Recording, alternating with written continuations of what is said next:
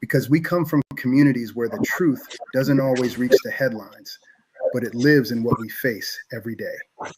This is Changing Trends and Times, bringing clarity and context to the issues shaping our lives right now. No spin, no distractions, just real talk rooted in real impact. Now, are you ready to lean in and bring your voices into the conversation? Then, allow me to introduce to you a man committed to asking the questions that matter and breaking it down so we all understand. Your host, Charles. Good afternoon, ladies and gentlemen, and welcome to another episode of Changing Trends and Times, where today we will be doing part 3 of our medical series, that is healthcare in the underserved communities. Today's topic is the systemic barriers to care, that is race, economics, geography, and institutional neglect. First of all, I want to thank each and every last one of you that are here right now. I appreciate you for taking time out your busy day for being here. And what I want to do first is I want to give you guys a reflection first as we go into this, and that is just talking about, well, actually, it's my monologue that's going to tell us about healthcare and what we historically have had to go through.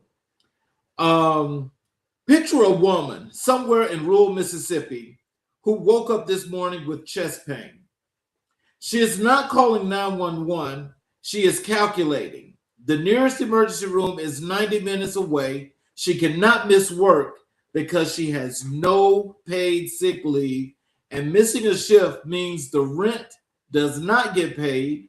She has insurance, technically, but the deductible is so high, she has not used it in 3 years.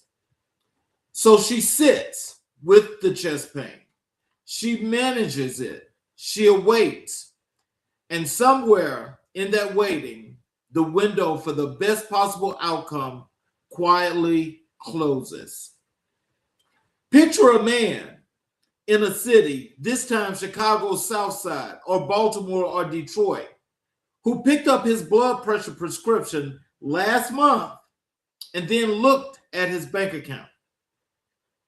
The copay was $40. $40 he did not have after the electric bill, so the prescription sits unfilled on the counter. His blood pressure is unmanaged, not because he does not care about his health, because caring about his health has a price tag he cannot meet. Picture a child 8 years old, struggling in school, falling behind her peers, whose teacher suspects a learning disability. But her school district, chronically underfunded, does not have a school psychologist on staff, and her family, uninsured, cannot afford a private evaluation. So she moves through the grades labeled as a behavior problem instead of a child with an undiagnosed and treatable condition, a child whose trajectory was altered, not by her capacity, but by a system that could not see her. These are not tragedies or bad luck. They are not the result of personal failure or poor choices. They are the predictable, documented, measurable outcomes of a system of interlocking barriers built over decades, maintained by policy and expanded by political choices that stands between underserved communities and the health care they need to and deserve. Today on Changing Trends and Times, we name the wall, we examine it section by section, the insurance gap and the Medicaid coverage cliff, the economics of being sick while poor, the geography of healthcare deserts, both rural and urban, implicit racial bias in clinical settings, language barriers that turn a doctor's visit into a dangerous navigation exercise, environmental racism, and the deliberate sitting of toxins in communities of color, and compounding intersectional weight of all of these barriers operating simultaneously on the same human being. This is a policy episode. That means the stakes are political. Healthcare access is determined by who holds power and who lives those power. Those power holders choose to prioritize. Every budget allocation, every Medicaid expansion vote, every hospital closure decision, these are choices made by elected officials, and the people who live with the consequences of those choices deserve to understand who made them and why. Today we hold the blueprint, we hold it up to the light, and every barrier has a name, every barrier has an author, and every barrier can be torn down. So let's go and let's talk about this architecture here, because there are so many people right now that are in underserved and marginalized communities that are really, especially those that are way out in rural urban areas, that cannot and do not have sufficient health care or facilities that are near them to help them. So let's start with the architecture of system barriers. And, you know, there's 7 things that I want to bring to your attention. The first is the insurance gap and who falls through. So let me just say this. We know that when people go to work, and most people say they want to take out the insurance because you need to take care of your family. You've got to insure your children. You got to make sure you're insured. If you're married, then you're doing it where you got, one of you guys decide who's going to pick up the coverage to carry the family, which would include the spouse. Now, as we talk about this healthcare situation, the thing that's so important about it is that, one, when most people that are paid, that are in these, these jobs where you're making just over minimum wage, but you're also trying to take out this insurance to keep your family covered. Now, you know that that is in itself a problem, and it's a problem because most people cannot afford to work that kind of job where you're being paid maybe $9-10 an hour. You're doing the family coverage for the insurance, and then you got to pay your rent, your utilities, you've got to buy food, you've got to prepare for miscellaneous, which you don't know what that's going to be. Now, let's just say there's husband and wife. One makes $10 an hour, one makes $15 an hour. Let's just say the husband is making them $15 an hour, and he's the one that's taking up the coverage for the family. The wife is doing the other part of basically having her check take care of the household. Now, they've got to be able to find somewhere, some kind of space in between in order to take care of the household. But they know that they got to have this insurance because they've got kids that are in the ages of 6 to 9. And so things happens with kids. Now, whether we talk about the short gap of this coverage, the gap is that they get these, they get you when it comes to the deductibles. And the deductibles are like very, very high, which causes a lot of people to not use the insurance, which means that there's no need to have the insurance. But if you don't have insurance, then you're going to get fined. So I want you to think about this. If you're in a place like in most southern states do not, and they are not a part of the exchange where the medical exchange goes to where every state has to put their part into the bucket. When every state is a part of that exchange and they put their part into the bucket, that means that when the people in those states use their health care benefits, the premiums are very low. They're very low. But take these two things in consideration. We've had, political prowess where there's one side that has been trying to destroy the Affordable Health Care Act for the longest. And they just got the opportunity to tear away the last piece of that, via some of these other folk that allowed them to be able to go in and just cut the benefit. Okay. So because that's happened, and most states in the South especially, if not all, were not a part of the exchange, your premiums were very, very high. And your premiums are even higher now because when they cut that last part of the Affordable Health Care Act, premiums are up here now. So basically, it's like when you go to the doctor, your premiums are going to be at least, it could be as much, if you got to see a specialist, as much as $1,000 or higher. But they're in the hundreds of dollars, especially when you need care. So I want you to think about these things. It says approximately 26 million Americans remain uninsured, and Black and Latino and Indigenous Americans are disproportionately represented among that number. A disparity that is not incidental but structural. The 12 states that have refused to expand Medicaid under the Affordable Health Care Act, the majority of them southern states with large Black populations, have created what policy analytics call a coverage gap, a demographic trap in which residents earn too much to qualify for existing Medicaid thresholds, but too little to afford marketplace premiums and deductibles. Millions of Americans live in this gap, not because the ACA failed to account for them, but because their own state governments made an explicit political decision to leave them uninsured.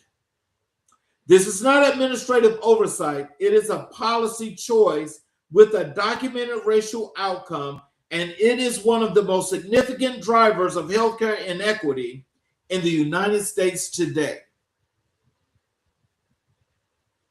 Not just wanting to prove a point, but just be factual about one thing, and that is the very states that are tearing away at the fabric of the country have caused and wanted healthcare to never be about your right.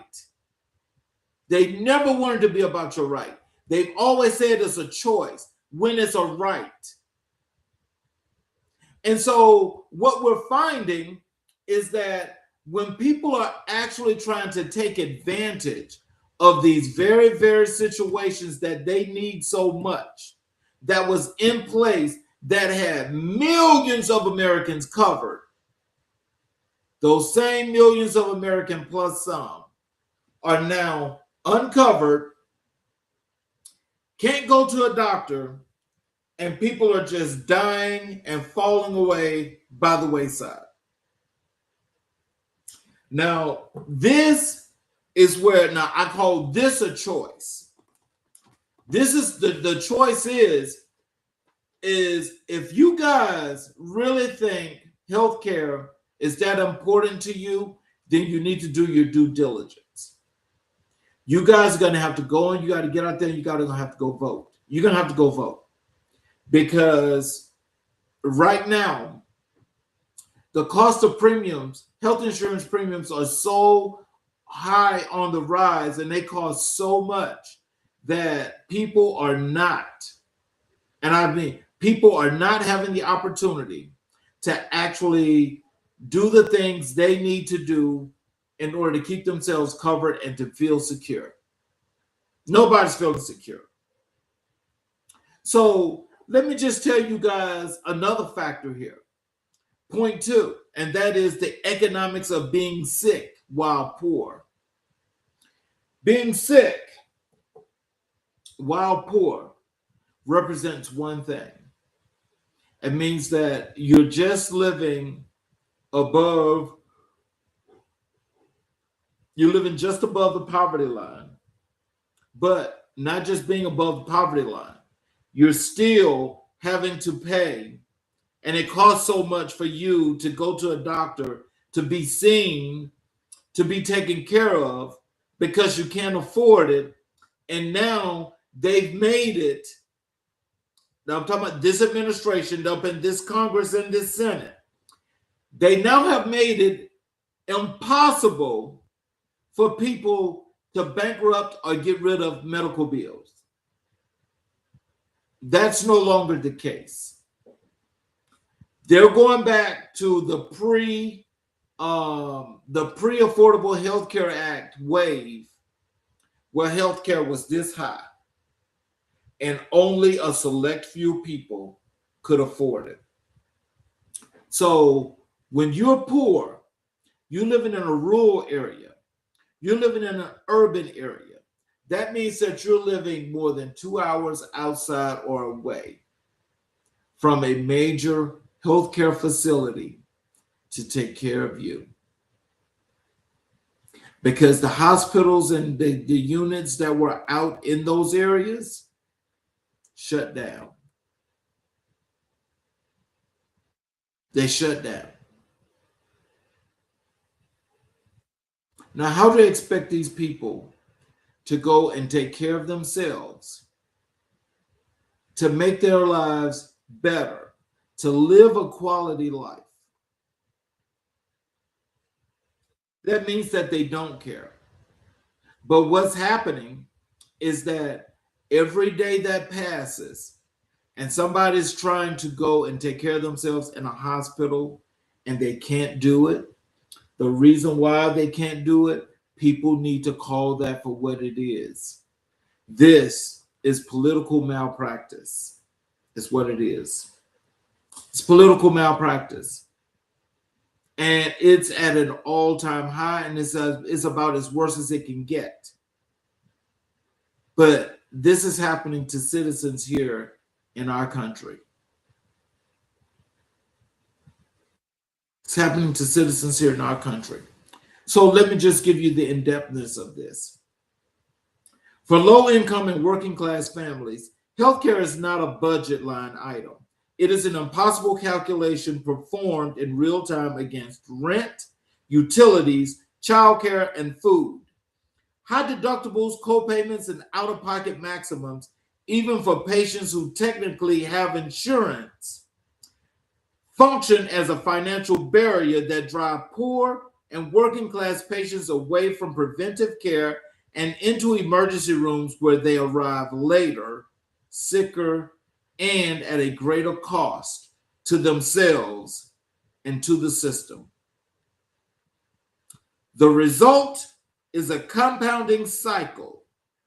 Poverty produces higher rates of chronic illness through stress, poor nutrition, and environmental exposure. Chronic illness without preventive management escalates into late-stage diagnoses.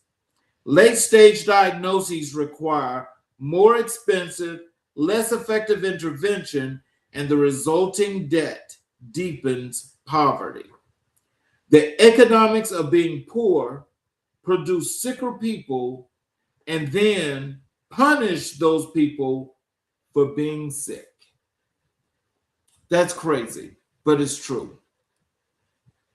And I just think that, there's a comment here that I think that's worth, I want to ask this question.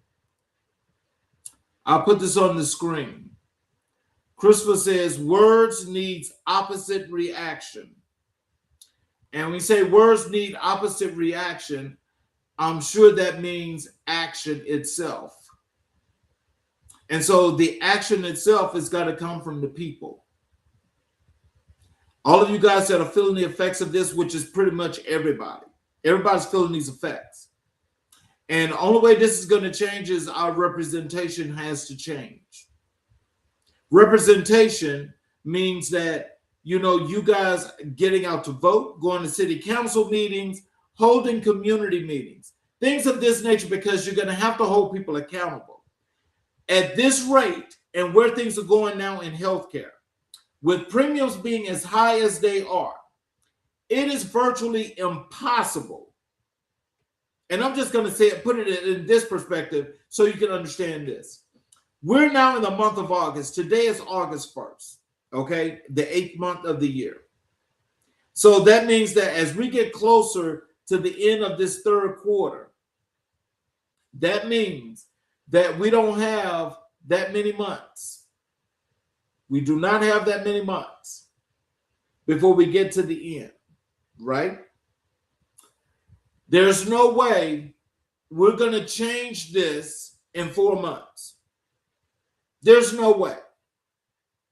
It's not going to happen. But what does help is going to the polls and voting in November and getting all of those people out of there that contributed to this pain on each and every individual here in this country. That's how you remedy that. That's how you remedy that. You're going to have to get out there and you're going to have to go and vote, because I'm telling you, healthcare is about to go to a whole new level. And that level that is heading to is that even those that supposed to, quote unquote, that have more of a decent job that's above the poverty level, they're feeling those effects right now as well. But that's going to get even worse. And so what we're looking at pretty soon is that the haves and the have-nots. That's what we're looking at. We can't have that. We've got to do something about this. So my next point is, as I was mentioning earlier, geographic isolation, rural and urban healthcare deserts. Healthcare deserts exist in both rural and urban America, though the causes and contours differ. In rural areas, the closure of more than 140 hospitals since 2010, driven by financial pressures, Medicare reimbursement policies, and consolidation, has left entire counties without emergency care, primary care, or obstetric services. Physician shortages in rural regions are acute. The Health Resources and Services Administration designates thousands of rural areas as health professional shortages, as shortage areas. So in other words, they're saying those areas, there's just a shortage. There's no need to have those facilities there, and that for those people, if they're going to need this care, that means they need to come into the city.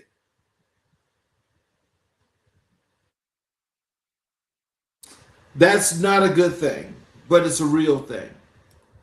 And this is one of those areas, that I think things has to definitely change, and it has to definitely get better. But this again is what has to be done by the people in order to make this change. The next thing is the implicit bias in clinical settings. And so when we talk about the implicit bias, the bias is more so to the point that, the points that are being proven are the reasons why there's no need to have healthcare facilities all over particular cities and states and their counties that are out in rural areas. That doesn't make sense. That does not make sense. So what has to happen is that as they're doing this, people need to, scream to the mountaintop or some kind of way. You're going to have to make you're gonna have to get these things to be focused on and let people know that you guys need healthcare facilities when you're out in one of those rural and urban areas. You see, advocacy is always good, but having those that are affected most makes it even better. So, therefore, the combination of the unity is what you're looking for. Decades of peer-reviewed research documents that implicit racial bias materially affects clinical decision making with consequences that are measurable and in many cases fatal. Black patients are statistically less likely to be referred to cardiac catheterization and less likely to receive adequate pain management. So, where we are there is when we're talking about this part of healthcare, it's like, again, they're saying that the more areas that you're in, it doesn't make sense to keep facilities in areas that only serve, as the way they make it, is a very minute number of people. So it's like saying you don't need a facility that's going to service 10 people. If you're going to have services, you need to have hundreds of thousands of patients. It's primarily what this is, the way this is being written up, and it's also the way they're saying that this is supposed to work. Give me 1 second here. So at any rate, I'll just tell you this. When dismissing people that are sick, dismissing people because they're poor, and not providing or setting up adequately services that are adequate to serve these people and to do what's right by them because it's the right thing to do, they are still taking away the very things that the people out in these areas need the most. They're still taking them away. And that is the one thing that I don't know, I guess it's kind of hard to explain this in the way in which it's needed.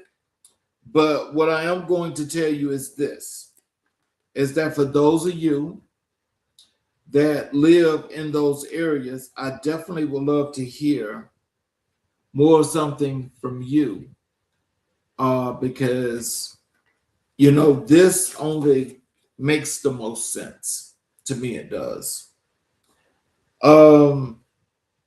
So let's talk about language and cultural barriers and the incompetence.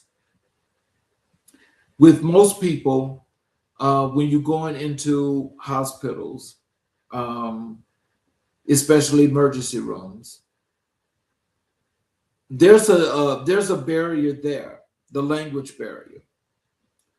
The language barrier is there, and it's there because the people that are going into these facilities for services, one, when they act as though if they're not understanding what if they're speaking language, and most likely this is like immigrants that I'm referring to, then these people, have more than a right, to be seen. But it's like there are some places that always throw up the barrier of language and keep these people out. Not a good thing. Not a good thing at all. So I just think that, we all have to get to the point of where we're actually paying our dues, but also we're living as best as we possibly can. And it's just unearthly to believe that this kind of discrimination still takes place.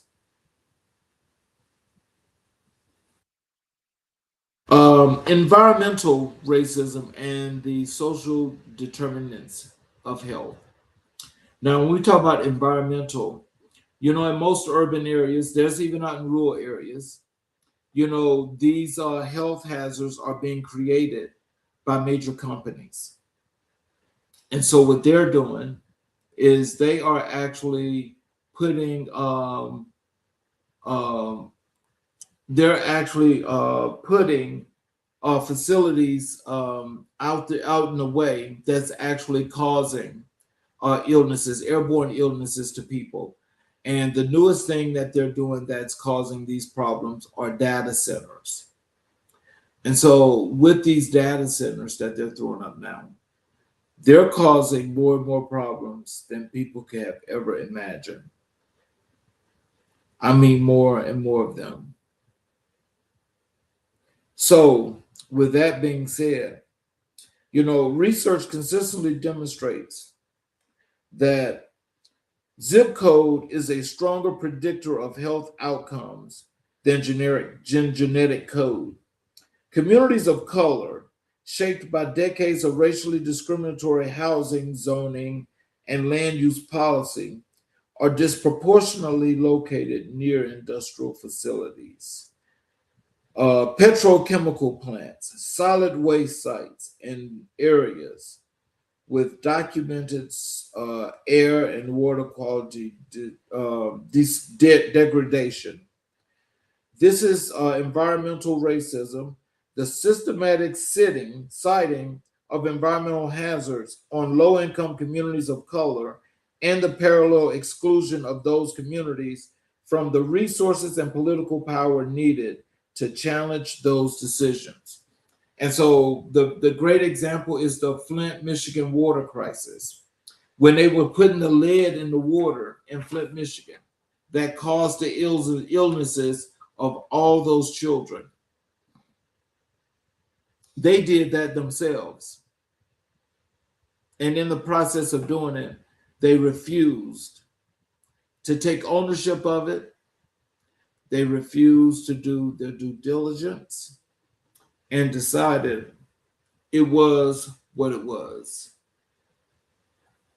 They didn't think it was necessary to do the right thing for those people and those kids in that county.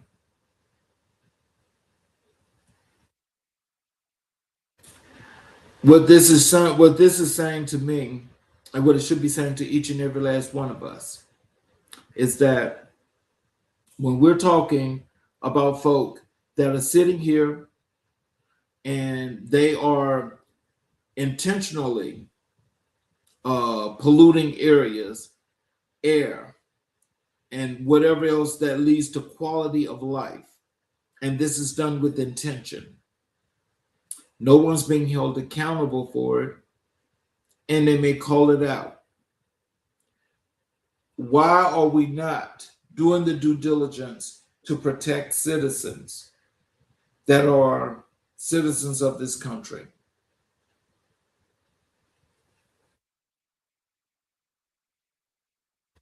I really think that this is a real serious problem. And this is what's leading to so many people, especially now, where people are coming up with all these different forms of cancers. It's the environment. The environment itself. It's already been polluted.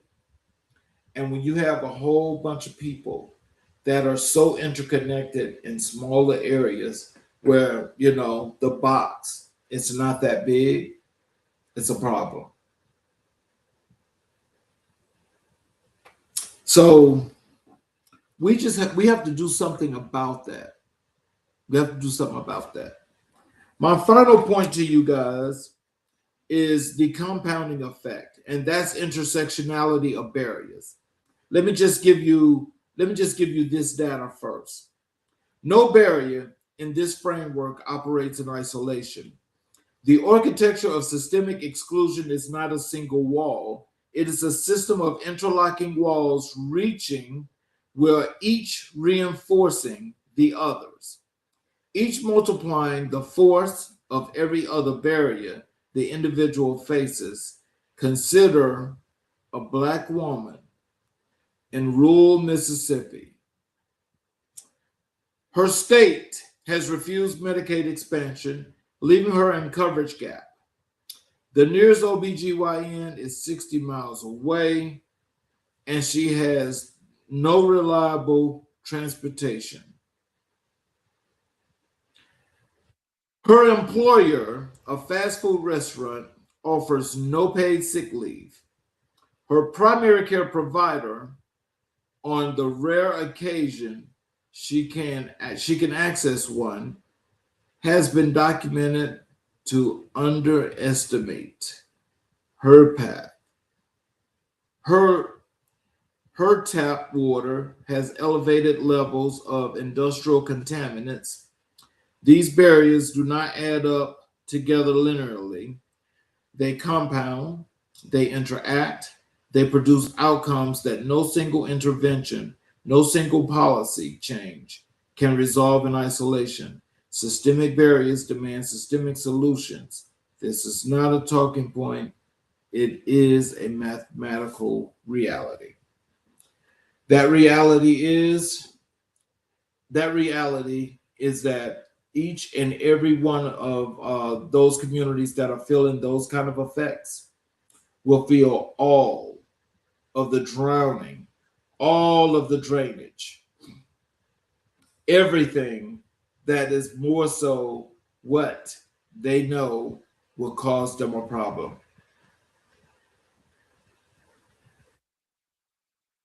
But yet and still, most don't say anything either. So that's not like two wrongs make a right. But what that is that, when people are paying their tax dollars, they deserve the worthiness of like any other citizen in whatever city, county, and state you live in. Treating them different doesn't make it better, it makes it worse. So what I want you guys to understand as we went through those 8 points is this. Most of you have health care. That's a good thing. Most of you are paying high premiums, which is a horrible thing.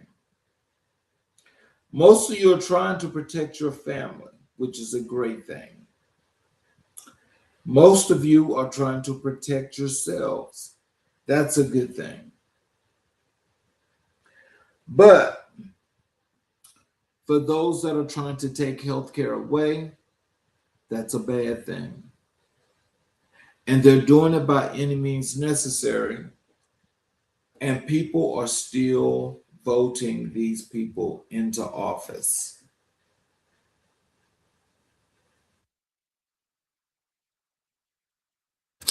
I just don't get it. I don't understand. What is it that we're missing, and what makes one go out and do those kind of things? Because it really doesn't make sense. So I will tell you this. I'm looking for you guys to go along as we get towards this November time frame. And I'm just going to ask and hope that you guys get out and go vote, make your voices heard, and do what you have to do. Because where we are right now, we're at a point that it seems as though if nothing is going to happen right or correctly when it comes to doing what's right by the people, for the people. Let's do what we got to do, everybody. Let's go out and let's go vote, and let's change this thing. We will see you guys next Saturday for the final episode of Healthcare in the Underserved Communities. I will have an advocate as well as a guest that's going to talk more about lived experience as well as the advocacy work that he does. So, in closing, if this episode felt heavy, it should have. We covered a lot of ground today: insurance gaps and Medicaid exclusion by policy design, the economics of poverty that turn a copay into an impossible choice, rural hospital closures that leave entire counties without emergency care,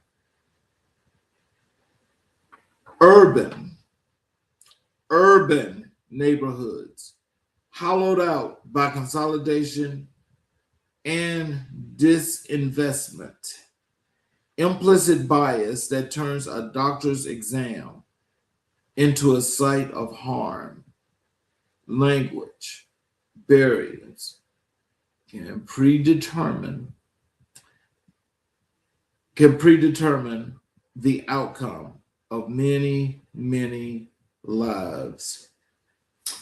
Ladies and gentlemen, I want you all to please do what's necessary to make sure that you're trying to protect your family as best as possible. Insurance premiums are very, very, very high. And with those premiums being as high as they are, they're going to cause many, many problems. And so the problems that this is going to cause are things that are going to be affecting so many people.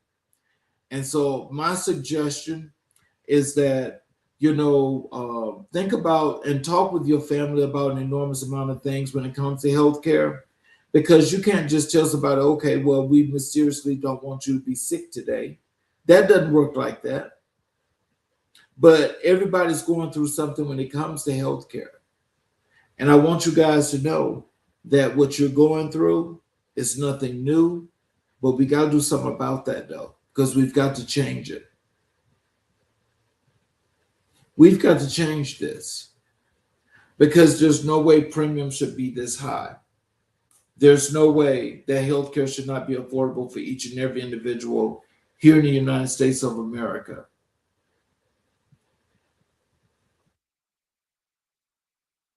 People that live north of me, up around the entire New England area, and that's northeast, going all the way back across the northwest. The majority of those people are taking themselves over into Canada in order to seek health care. I'm not telling anybody to do that, but I'm just saying that's what they're doing.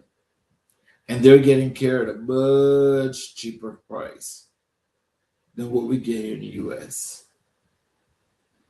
So I'm going to say to you, you guys be good. You guys do what you have to do. And you guys make it, go through your systems, check your systems, talk with your HR, talk with the people that you work with, talk with friends and family. Try to do what's necessary to try to put things in place in order to keep yourself ready for what could be, because the inevitable is always here. I want to thank you all. You all have a great afternoon. Have a great weekend. We will see you guys next Saturday on Changing Trends and Times for the final episode of this docu-series, Healthcare in Underserved Marginalized Communities.